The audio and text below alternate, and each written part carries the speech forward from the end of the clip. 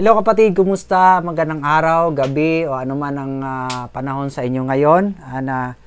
Ang topic po natin, ang verse po natin ay dito sa Proverbs chapter 31 verses 30 to 31. Ito naman po ay para sa mga nagmamahalan, para lalo-lalo na sa mga mag-aasawa. Sabi dito, charm is deceptive and beauty is fleeting. But a woman who fears the Lord is to be praised.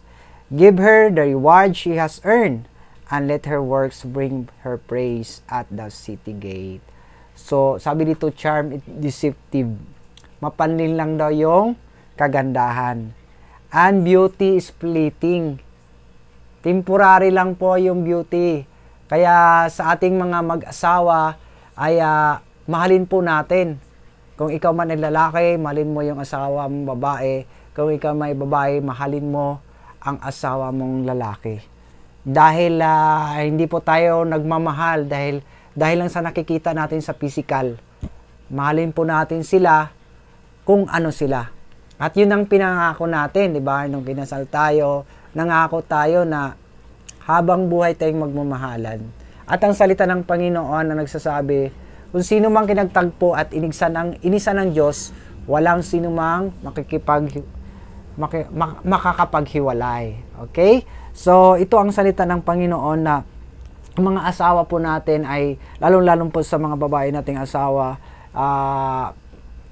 dapat po natin silang i-appreciate, i-praise, lift up, bigyan ng reward sa lahat ng ating mga ginagawa. Kung tayong mga lalaki nagtatrabaho tayo, dapat i-reward din natin sila na maging masaya sila sa kanilang pagiging ina.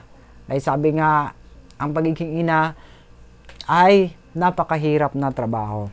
Kaya mga kapatid, tandaan po natin ang salita ng Panginoon na dapat tayo magmahalan habang po tayo nabubuhay sa mundong ito. Na magsasama-sama ang buong pamilya. Dapat hindi naghihiwalay.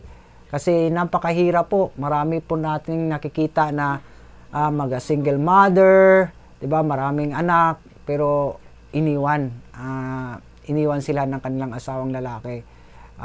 Talagang nakakalungkot po 'yon.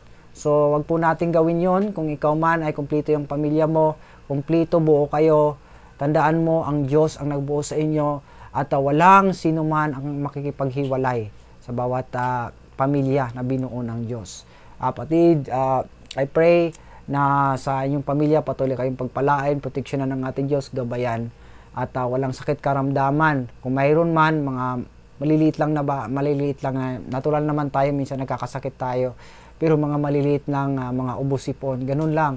Hindi po tayo magkakasakit ng grabing sobrang sakit karamdaman. So, ingatan po natin ang ating katawan, ng physical natin.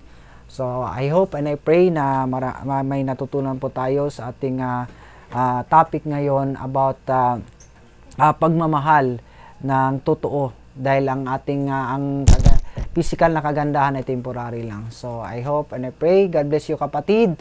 Makikita po tayo sa susunod na video.